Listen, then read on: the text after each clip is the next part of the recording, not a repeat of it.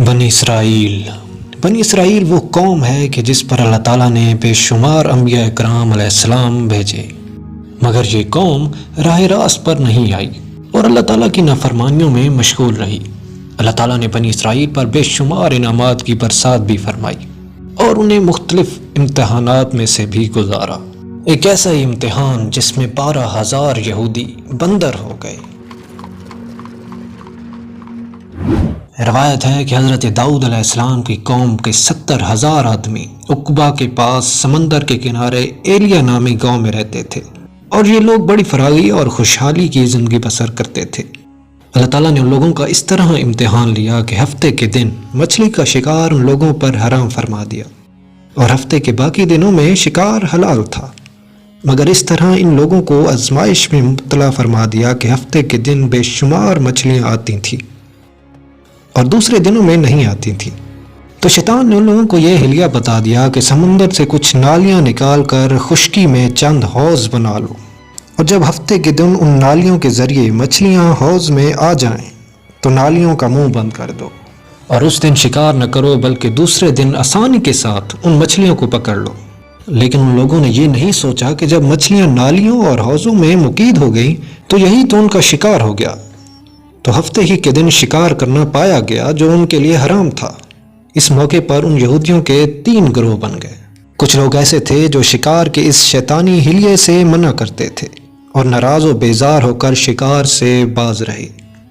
اور کچھ لوگ اس کام کو دل سے برا جان کر خاموش رہے، دوسروں کو منع نہیں کرتے تھے بلکہ منع کرنے والوں سے یہ کہتے تھے کہ تم لوگ ایسی قوم کو کیوں نصیحت کرتے ہو جنہیں اللہ تعالیٰ ہلاک کرنے والا یا سخت سزا دینے والا ہے۔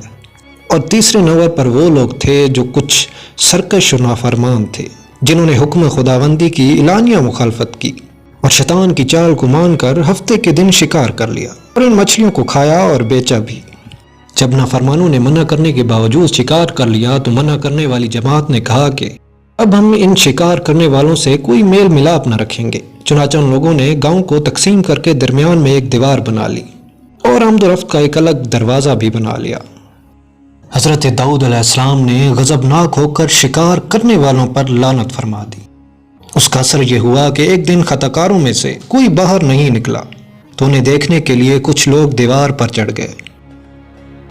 تو کیا دیکھا کہ وہ سب بندروں کی صورت میں مسخ ہو گئے، ان کا چہرہ اور جسم بندروں والا ہو گیا۔ اب لوگ ان مجرموں کا دروازہ کھول کر اندر داخل ہوئے تو وہ بندر اپنے رشتہ داروں کو پہچانتے تھے اور ان کے پاس آ کر ان کے کپڑوں کو سونگتے تھے اور بہت روتے بھی تھے، مگر لوگ ان بندر بن جانے والوں کو نہیں پہچانتے تھے۔ ان بندر بن جانے والوں کی تعداد 12,000 تھی۔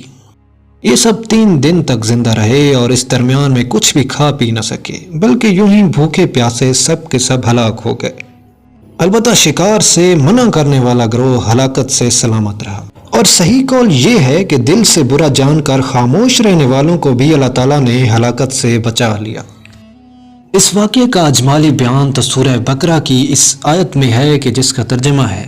اور بے شک ضرور تمہیں معلوم ہے کہ وہ جنہوں نے ہفتے میں سرکشی کی اور ہم نے ان سے فرمایا کہ ہو جاؤ بندر دھتکارے ہوئے۔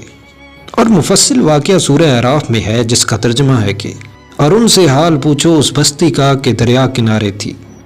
جب وہ ہفتے کے بارے میں حد سے بڑھتے، جب ہفتے کے دن ان کی مچھلیاں پانی پر تیرتی ان کے سامنے آتی اور جو دن ہفتے کا نہ ہوتا وہ نہ آتی۔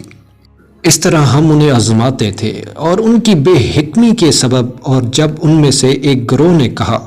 کیوں نصیحت کرتے ہو ان لوگوں کو جنہیں اللہ ہلاک کرنے والا ہے یا انہیں سخت عذاب دینے والا ہے۔ اور اسی آیت کے آخر میں ہے کہ اور ظالموں کو برے عذاب میں پکڑا بدلہ ان کی نافرمانی کا، پھر جب انہوں نے ممانت کے حکم سے سرکشی کی ہم نے ان سے فرمایا کہ ہو جاؤ بندر دھتکارے ہوئے۔ معلوم ہوا کہ شیطانی حلیہ بازوں میں پڑھ کر اللہ تعالیٰ کے حکام کی نافرمانی کا انجام کتنا برا اور کس قدر خطرناک ہوتا ہے، اور خدا کے نبی جن بد نصیبوں پر لعنت فرما دیں وہ کیسے ہولناک عذاب الہی میں گرفتار ہو کر دنیا سے نیست و نابود ہو کر عذاب نار میں گرفتار ہو جاتے ہیں۔ اصحاب اہلیہ کے اس واقعے سے ہر مسلمان کے لیے بہت بڑی عبرتوں اور نصیحتوں کا سامان ہے۔